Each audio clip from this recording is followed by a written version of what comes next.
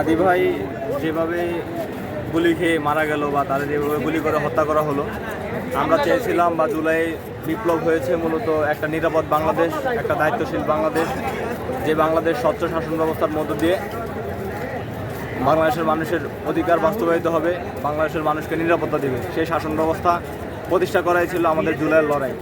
কিন্তু জুলাই পরবর্তী হাদি ভাইয়ের গুলি প্রমাণ করে যে জুলাইয়ের যে আকাঙ্ক্ষা গণমানুষের মুক্তি, যে স্বচ্ছ শাসন ব্যবস্থার বাংলাদেশ, নিরাপদ বাংলাদেশের আকাঙ্ক্ষা নিয়ে গণমানুষ জুলাই বিপ্লব করেছে, সেই বিপ্লব সম্পূর্ণ ব্যর্থ হয়েছে।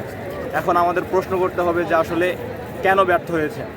আমরা জুলাইয়ের বৈষম্যবিরোধী প্ল্যাটফর্ম থেকে জুলাই বিপ্লব করেছি, কিন্তু জুলাইয়ের পরবর্তীতে বৈষম্যবিরোধী প্ল্যাটফর্মের সকল নেতৃবৃন্দের সমন্বয়ে একটি জাতীয় সরকার গঠন করার দরকার ছিল, কিন্তু সেই সরকার গঠন করা হয়নি।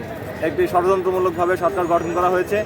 এখানে জুলাইয়ের সকল প্রাইভেট পাবলিক বা যারা সমন্বয়ক, প্রত্যেক সমন্বয়কদের সমন্বয়ে সরকারের সিদ্ধান্তগুলো হয়নি, যার ফলে বিপ্লবের যে আকাঙ্ক্ষা, বিপ্লবের স্বপ্ন, বাংলাদেশের মানুষ যখন বিপ্লবের আনন্দে মেতে উঠেছে, বিপ্লবে জয়ী হয়ে সাথে সাথেই ষড়যন্ত্রকারীরা ষড়যন্ত্রমূলকভাবে সরকার গঠন করে বিপ্লবের যে আকাঙ্ক্ষা, সেই আকাঙ্ক্ষা থেকে দেশকে বিচ্যুত করেছে।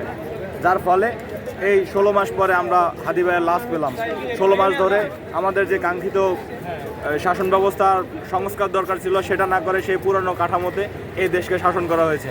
এখন গণমানুষের প্রশ্ন বা গণমানুষের চাওয়া যে জুলাই বিপ্লবের যে আকাঙ্ক্ষা, সেটা বাস্তবায়নে আমাদের করণীয় কী।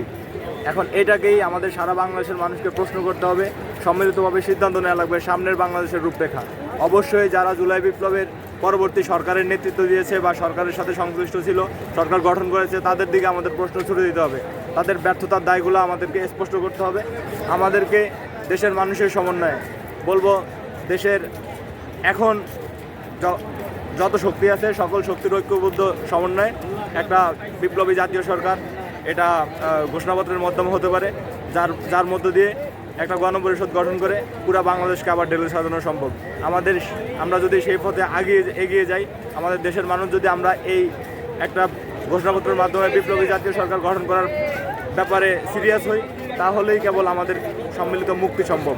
তো নতুন বাংলাদেশ, যে নতুন শাসন ব্যবস্থা, নিরাপদ বাংলাদেশ শাসন ব্যবস্থা, সেই শাসন ব্যবস্থা গঠনের লক্ষ্যে আমাদের সবাইকে এখন চিন্তা করা লাগবে আমাদের সামনের সরকার। আমরা এই ফ্যাসিবাদী সরকার, বর্তমান যে সরকার বা আগের যে শাসন কাঠামো, এই শাসন কাঠামো মানে না, এটা আমরা বারংবার বলেছি, আমরা বিপ্লব করেছি, এখন আমরা আবার বলছি, এই শাসন কাঠামো থেকে আমরা উত্তরণ চাই, নতুনভাবে আমরা নতুন পথে আগাতে চাই। ধন্যবাদ। হাসিবুল হোসেন শান্ত, জুলাই বিপ্লবের সমন্বয়ক, আর বর্তমানে জুলাই আকাঙ্ক্ষা বাস্তবায়ন আন্দোলন সংগঠনের আপনার আহ্বায়ক।